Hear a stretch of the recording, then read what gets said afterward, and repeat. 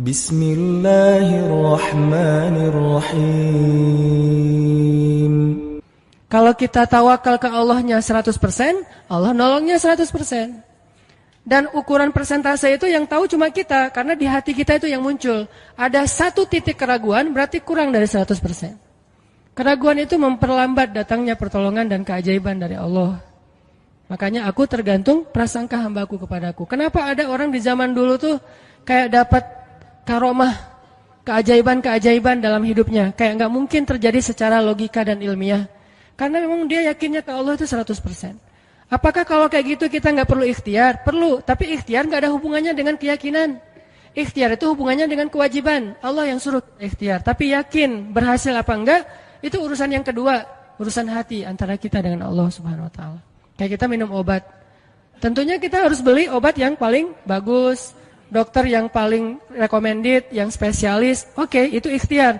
Tapi kalau sampai hati kita terlibat dengan ikhtiar itu, meyakini bahwa kalau ini pasti sembuh, kalau ini kayaknya nggak ada harapan, soalnya dokter juga nggak ahli, berarti hati kita sudah terpaut dengan makhluk dan berarti sudah berkurang yakinnya kepada Allah. Saat itu kita tidak akan melihat keajaiban.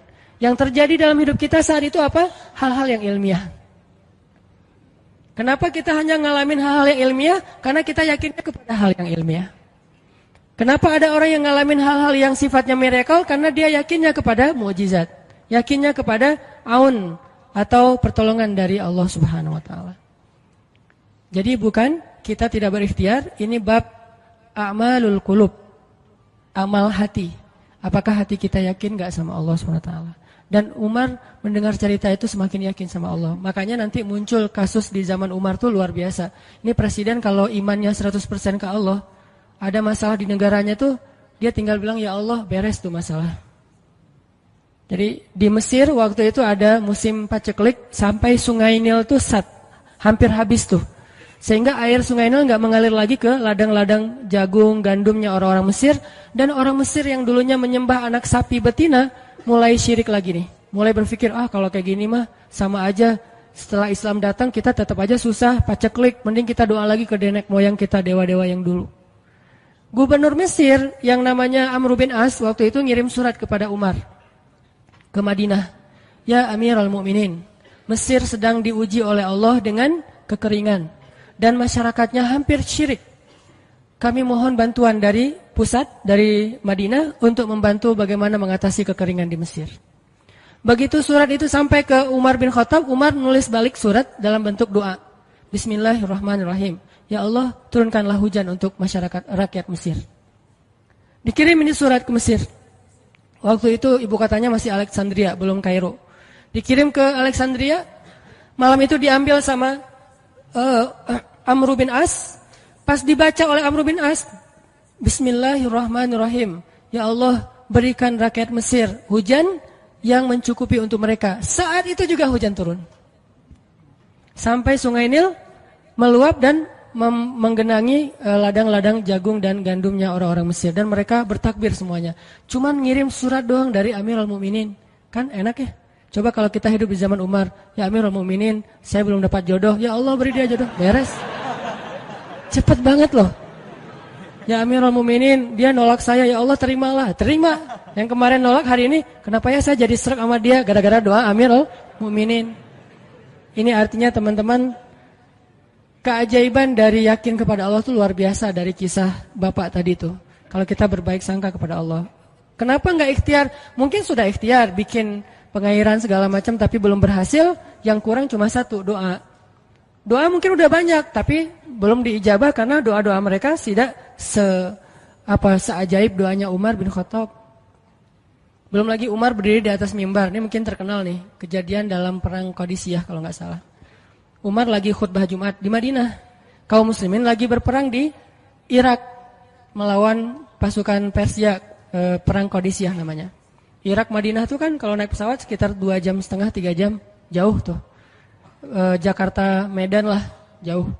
Nah, Umar lagi khutbah di atas mimbar, sholat Jumat, tiba-tiba tema khutbahnya tuh ganti gitu.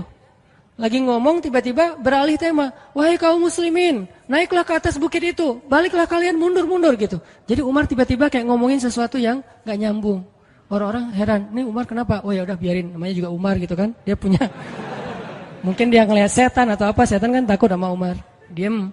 Udah selesai sholat Jumat, pada datang, ya Amirul Mukminin, tadi apa yang terjadi? Kenapa Amirul Mukminin ngomong sesuatu yang nggak nyambung? Kita juga nggak ngerti. Kata Amirul Mukminin, saya ngelihat Allah menampakkan kepada saya pasukan Islam di Qadisiyah yang terdesak, hampir habis dibantai sama musuh. Tapi saya ditunjukkan ke sebuah bukit yang mungkin mudah-mudahan itu jadi benteng untuk mereka berlindung. Saya suruh mereka naik. Orang kan nggak langsung percaya kan? Bener gitu terjadi kayak gitu. Kalau Rasul ngomong, mungkin aku naik ke langit, Isra Mi'raj, oke lah, itu aja masih ada yang mendustakan. Ini Umar yang ngomong, bukan Nabi yang dapat wahyu. Orang nggak langsung percaya. Selang beberapa minggu kemudian, pasukan Qadisiyah pulang. Jadi utusan mereka pulang bawa berita tentang kemenangan perang dalam perang Qadisiyah. Dia cerita, suatu hari di hari Jumat, kami sedang berperang. Kami terdesak, hampir habis dibantai sama musuh. Udah nggak ada jalan untuk berlindung. Tiba-tiba kami mendengar suara Umar. Amirul Mukminin berteriak, wahai kaum muslimin, naiklah ke atas bukit ini supaya kalian terlindungi. Akhirnya kami mundur naik ke atas bukit dan selamat waktu itu. Berarti benar-benar terjadi. Kok bisa? Ya, qadarullah. Ini keajaiban iman mereka. Apakah kita bisa ngedapatin pengalaman-pengalaman kayak gini? Bisa, kalau keimanan kita dengan level yang sama. Kalau nggak selevel yang sama pun, minimal kita nusaddid. Kalau kita tidak bisa sama persis, minimal kita berusaha untuk nuqarib.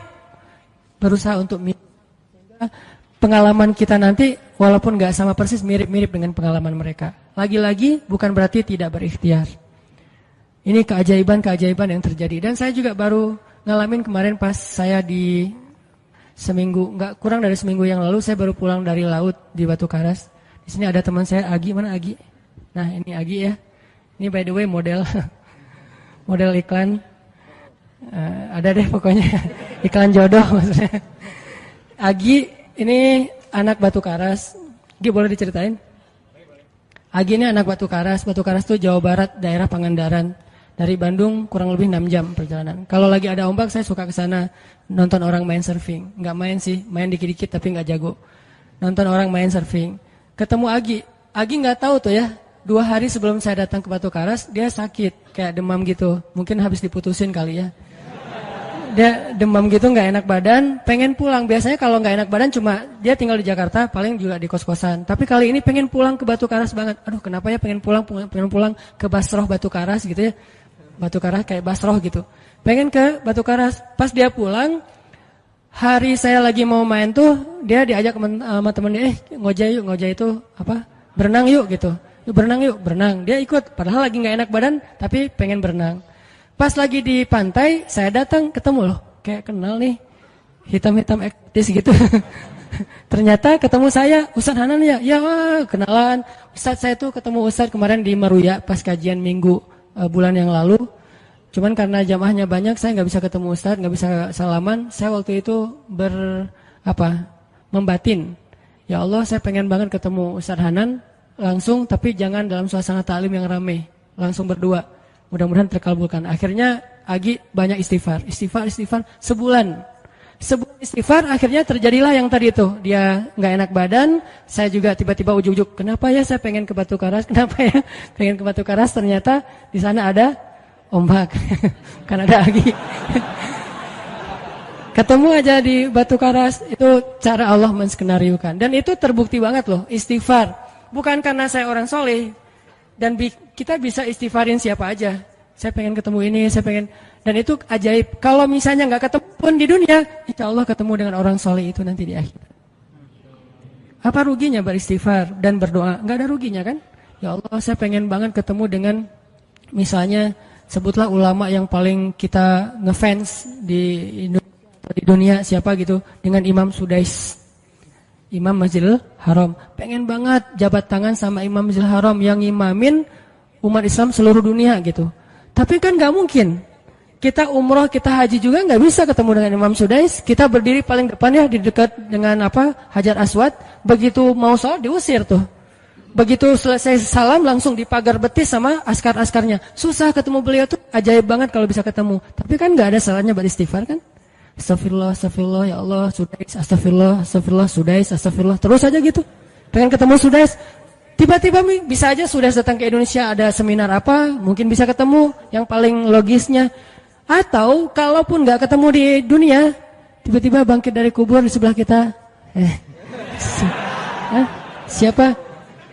Kan kamu sering manggil saya dulu, siapa? Sudais. Sudais yang mana ya? Imam Masjidil Haram, Masya Allah, Syekh gitu. Dan orang soleh nanti di akhirat, dialah yang salah satu akan menyelamatkan kita dari perjalanan yang sulit. Selain syafaat Rasulullah SAW. Jadi kalau disebut nama Nabi, kita spontan ya, Sallallahu Alaihi Wasallam. Kalau perlu bahkan kayak respect banget gitu. Kalau disebut nama Nabi langsung Sallallahu Alaihi Wasallam, karena luar biasa jasa Rasulullah. Yang jelas selain Rasulullah SAW, nanti ulama-ulama orang-orang soleh juga bisa nolongin kita di akhirat. Jadi kalau kita doa, ya Allah pengen banget ketemu si fulan, Syekh fulan, Ustadz fulan, Kiai fulan. Kalau nggak ketemu pun di dunia, pasti ketemu di akhirat. Yang jelas harapan kita nggak mungkin Allah abaikan gitu aja, nggak mungkin. Pasti Allah kabulkan. Cuman Allah kadang-kadang menggunakan cara yang lebih baik daripada yang kita pernah bayangin. Ketemu beliau di dunia paling cuma selfie. Tapi kalau ketemu di akhirat, dibawa selamat di sirat yang panjang, lebih mending mana? Ketemu nih dengan seorang ulama, orang soleh yang kita ngefans banget nih. Pokoknya saya pengen banget selfie sama beliau, ya Allah. Apalagi kalau orang soleh itu followersnya banyak, misalnya 1.100.000. Sedikit itu mah, banyak model yang 17 juta, 19 juta. Pengen followersnya nambah kalau selfie sama beliau. Cuma nambah followers. Tapi kalau ketemunya di akhirat, nambah apa? Nambah derajat, naik level. Kita jadi selevel dengan masuk ke level beliau, padahal kita mah malahnya nggak selevel gitu. Kenapa? Karena dibawa sama beliau. Orang soleh itu kalau mau masuk surga, teman-teman nyari teman-teman yang mencintainya di dunia. Ya Allah, mana fulan, dia mencintai saya di dunia. Ya Allah, mana fulan, dia mencintai saya di dunia. Allah bilang, dia masih tuh di sidang, belum beres-beres, sudah sidang ke-30 misalnya. Kan sidang di dunia aja satu kasus berpuluh-puluh kali kan. Gimana sidang akhirat, lebih berat lagi tuh. Ya Allah, tolonglah dia, selamatkan dia, karena saya mencintainya selama di dunia karena engkau. Akhirnya orang-orang soleh pada balik lagi. Dari surga, balik lagi ke padang mahsyar. Demi ngapain? Demi menyelamatkan orang-orang yang mencintai mereka semasa di dunia. Datang ke padang mahsyar, cari ke bagian informasi. Tolong dong yang namanya ini gitu, panggilin. Perhatian-perhatian, Hanan At-Taqi dipanggil sama Syekh siapa gitu. Saya dipanggil, datang aja. Mas, saya yang dipanggil, benar Hanan At-Taqi? Ya, mana coba buktinya? Aduh, saya lupa bawa kartu nama. KTP misalnya. Udah pasti tahu lah ya malaikat sama kita. Udah, masuk aja. Tuh ada yang nungguin di business lounge gitu. Jadi ada VIP lounge-nya gitu kan. Oh, saya boleh masuk VIP lounge-nya, masuk ke VIP lounge. Udah sampai di sana, udah ada makanan segala macam, mereka lagi duduk. Kayak asa kenal nih, siapa ya? Dekat Hanan ya? Ya, wah kita sering ketemu dalam doa. Wah, akhirnya pelukan. Ada apa Syekh?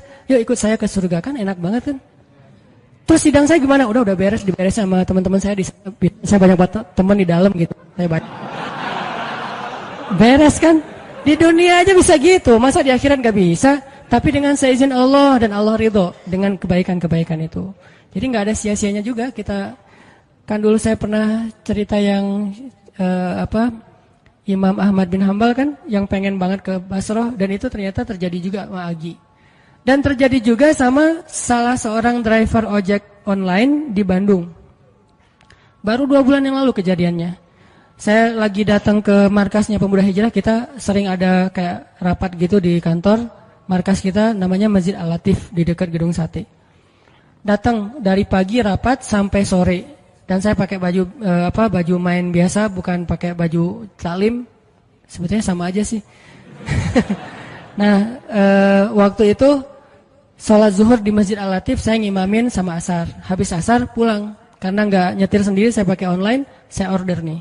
Order, pakai ojek, ada yang ngambil. Drivernya ngambil, datang, jemput, pulang. Kemana? Ke Cimahi, pulang. Di tengah jalan dia nanya, Mas sering sholat di Masjid Al-Latif itu ya? Saya bilang, ya lumayan, saya bilang. Iya itu masjid rame banget, anak-anak muda pada numplak di situ taklim. Siapa sih itu, ada imam muda, bagus suaranya gitu. Ntar, jangan GR dulu. Muzammil, oh iya Muzammil, ya bagus tuh.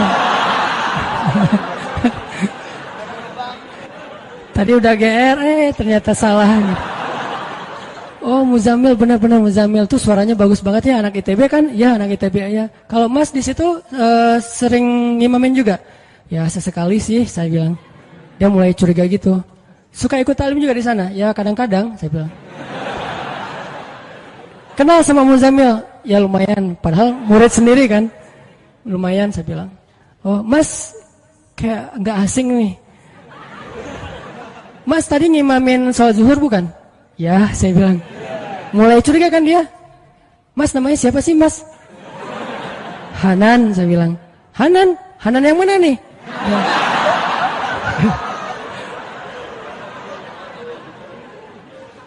Saya bilang Hanan Taki. Wah langsung oleng deh mah.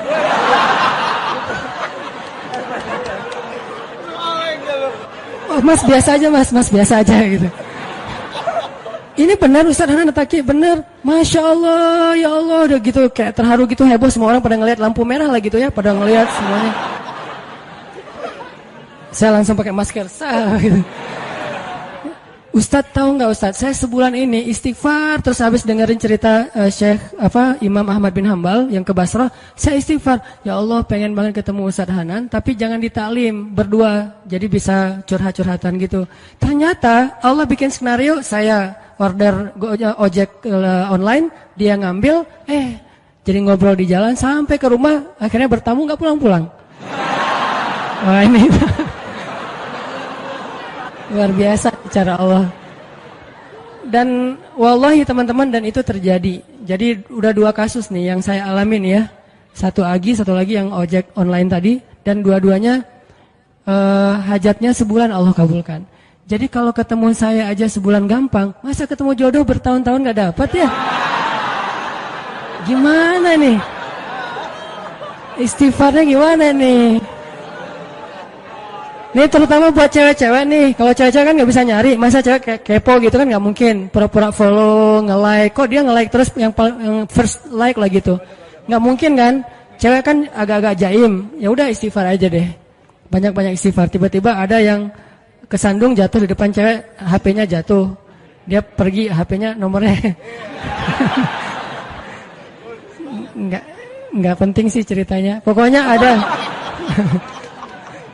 ada jalan dari Allah yang kita nggak ngerti nih. Yang jelas bisa. Kita tinggal yakin aja sama Allah, istighfar, Allah yang kasih jalan. Walladzina jahadu fina lanahdiyannahum subulana. Pokoknya kalau kalian bersungguh-sungguh kata Allah di jalan kami, udah kami kasih jalan-jalan keluar yang subul, jamak dari sabil, banyak banget jalan keluar di sisi Allah. Yang penting kita jahadu fillah, berusaha di jalan Allah Subhanahu wa taala.